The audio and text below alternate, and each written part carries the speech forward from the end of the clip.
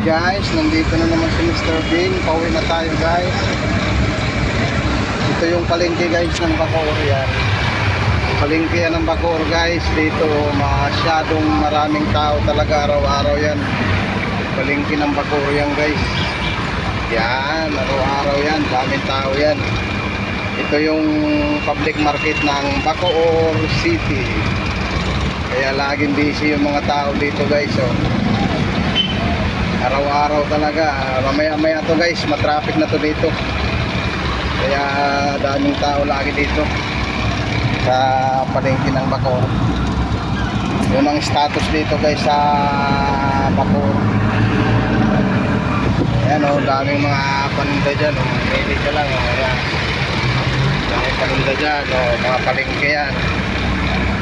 Kaya kung gusto yung bumili dito sa Bacoor, dito lang yung ano nila, palengke. Bungad lang to ng ano guys, sa puti.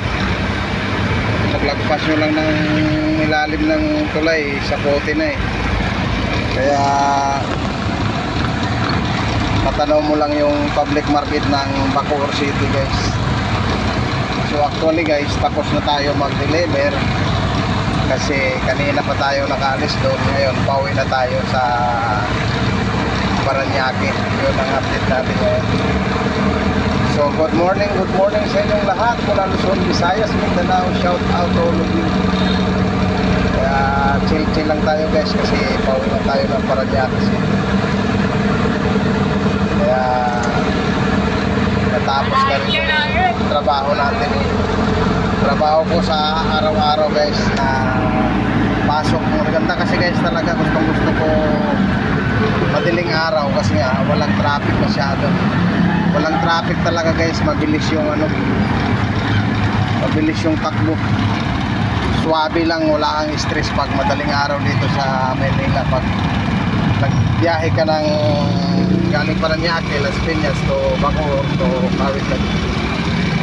So yun lang muna guys ang update nating araw na ito. Araw ng Huwebes na ba yata kayo o Biyernes? Hindi ko na alam guys yung araw. Araw ngayon, Huwebes na siguro, Biyernes, Friday. So yun lang muna guys ang latest update natin ito. Lagi mong sinasabi, maraming salamat po sa lahat ng nagpuso dito sa Facebook page ko. Thank you so much to all of you sa walang sawang pag-like, mag-comment, mag-puso dito sa Facebook page ko na Tito Vitalio.